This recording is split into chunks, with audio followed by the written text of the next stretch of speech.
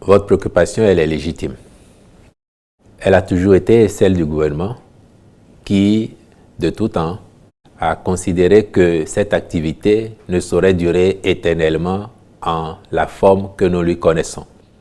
D'autant que le gouvernement a toujours été convaincu que c'est une question de politique intérieure au Nigeria qui favorise ou non cette activité.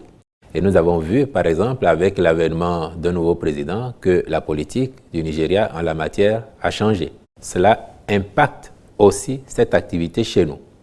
Mais il se fait qu'elle continue pour le moment.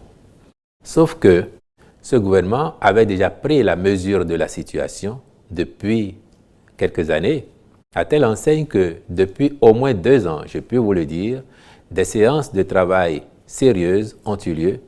La prospection a eu lieu hors de notre pays pour identifier des fabricants potentiels de mini-stations qui pourraient convenir à notre environnement afin que les acteurs soient reconvertis dans le secteur formel. Et pour tous ceux qui sont attentifs dans la ville de Cotonou notamment et environ, ils ont dû remarquer depuis quelque temps que sur certains axes, devant certaines devantures, il y a des socles en béton qui sont posés. C'est précisément parce que le gouvernement travaille sur la question que le comité qui est à pied d'œuvre a identifié en lien avec les mairies les endroits où les mini-stations pourraient être posées. Et je peux vous dire aussi que sur au moins 5000 mini-stations que le gouvernement avait décidé de commander, nous avions déjà réceptionné 2000 au moins, pour lesquels le travail d'étalonnage était en cours, lequel a été achevé, ainsi que le compte-rendu vient de l'indiquer la semaine dernière seulement. La société qui est en charge de ça a travaillé avec les maires des communes concernées, notamment les maires des communes du Grand Nokoué, qui vont avoir dans la première phase le déploiement de ces mini-stations, ainsi que les communes dans lesquelles, à ce jour, il n'y a pas de station-service formelle identifiée.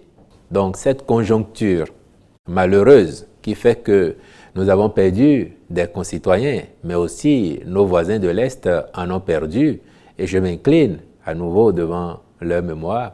Cette conjoncture négative vient indiquer que le gouvernement a eu raison d'anticiper sur cette question et d'envisager déjà des mesures pour sécuriser cette activité, mais surtout pour formaliser le secteur et faire en sorte que nous n'assistions plus à ce spectacle dans notre pays, que les conditions de conservation et de distribution des produits pétroliers soient de nature à assurer la sécurité aux acteurs, mais davantage à l'ensemble de la population.